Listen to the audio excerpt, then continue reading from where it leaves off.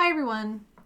I received this question from an anonymous user on Tumblr who writes, "Hey Lee, I became atheist almost a year ago, and I am so angry and sad because of all the lies I've been told.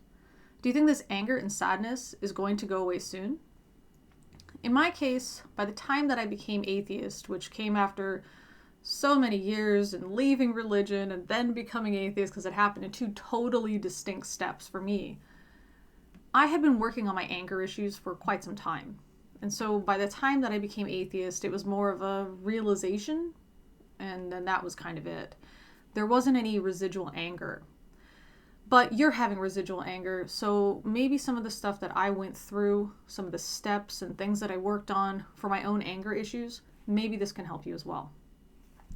I used to be the type of person that got so irrationally angry when anything happened. I would get so frustrated if I lost my keys, for example. I would be throwing things, kicking things, screaming, punching walls.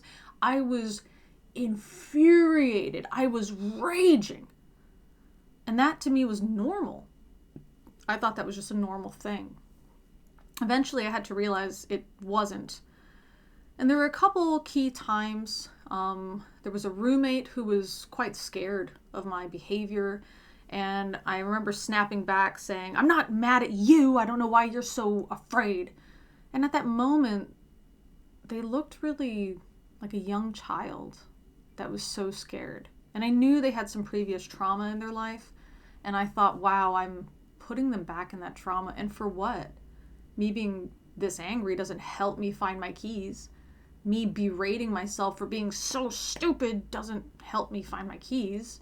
And in fact, being in such of a fury makes it harder for me to focus. I also remember a time, it was like 4 a.m, and I was really worried about this thing. I was worried something would happen at work, and I had come up with some ways around it if the thing that I was worried about happened. And I was very frustrated and stressed and scared and angry, very much angry at myself, that if this thing happened at work, what could I do? And I had answers.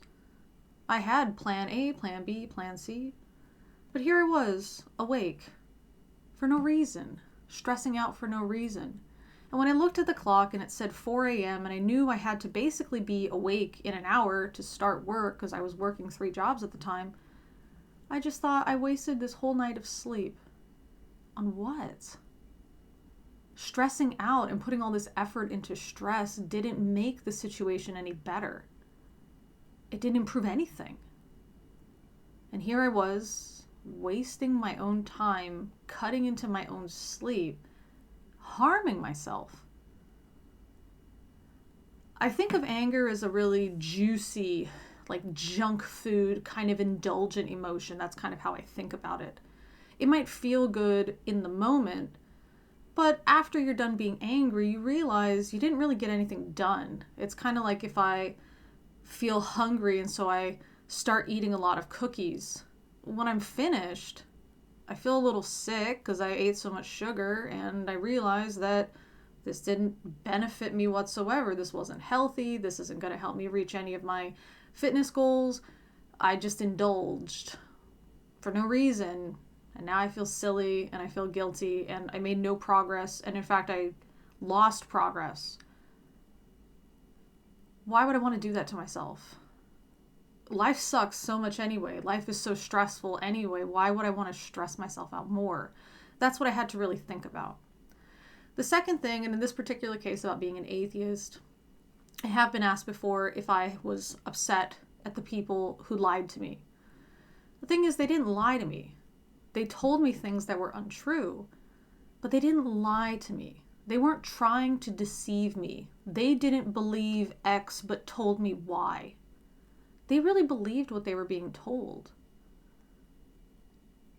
Are the things that they believe objectively, demonstrably true? Not that I can see. But do they really absolutely believe it? Yes. And so all of these negative things that people were telling me, like these threats of hell and stuff, I knew this came from a place of They want to help me. They want to save my soul. And at the time that I was Christian, they were telling me all these things. They wanted me to believe because they also believed it, and they wanted us to be together in heaven. Even though they were completely off the mark, none of the stuff they told me were lies. This wasn't to hurt me. This wasn't to get me off track. This wasn't to trick me. This was just a belief they also held. And so because they weren't doing this maliciously, they weren't doing this to spite me, there was no reason I could be mad. They were just wrong, but they weren't being mean. They just thought they were doing the right thing. Now, of course, there's a lot of religious beliefs that can cause people harm, objectively, demonstrably. But that wasn't their intent. Their intent wasn't to harm me, their intent was to save me. So I couldn't take it personally. I couldn't feel like they were attacking me because they weren't. Even though these things were a waste of my time and they caused me a lot of stress and a lot of personal problems, they didn't do it because I was bad or deserved to be punished or because they hated me. So how could I be mad at them for that? They were just really wrong. In a way, it's kind of like when a child makes you a sandwich or some other food, and they really don't know how to cook. And they bring you something that's not really food. They might have added stuff to it like dirt, and they thought they were adding cinnamon, for example. They see, the adult sprinkling something on the food, so it's brown, it sprinkles.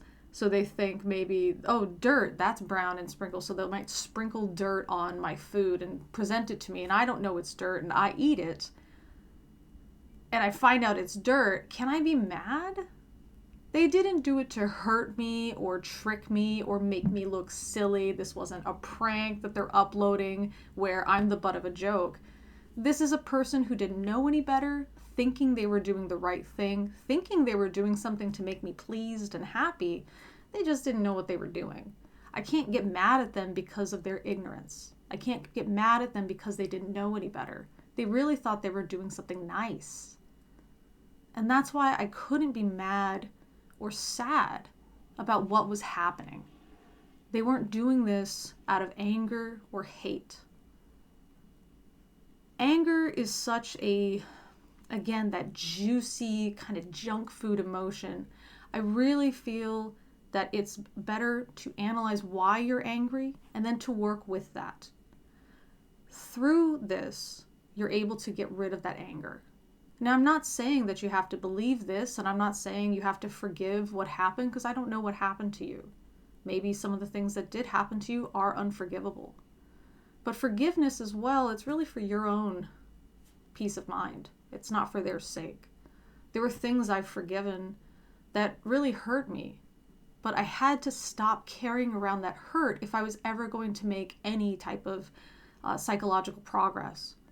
So I didn't forgive and excuse what happened, but I had to just set it down and keep progressing and keep walking away. And that's something that I would recommend for you. And if it's really difficult for you to do that, I would recommend maybe seeing a therapist. That can be really, really helpful to, if there's any of these issues that are still kind of sticking around that you have a really hard time letting go.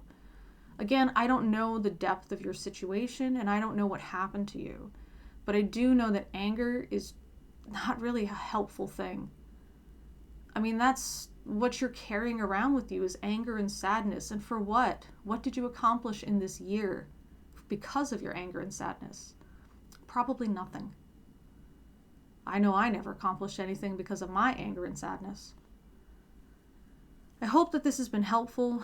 And if you have any further questions or if you guys want to share your own experiences with it, please post that in the comments section below. Make sure you guys use minor safe language. There are people under 18 that do read these. If you have any interest in checking me out on social media, to include Patreon, then that's in the pinned comment below. But as always, everyone, thanks for listening.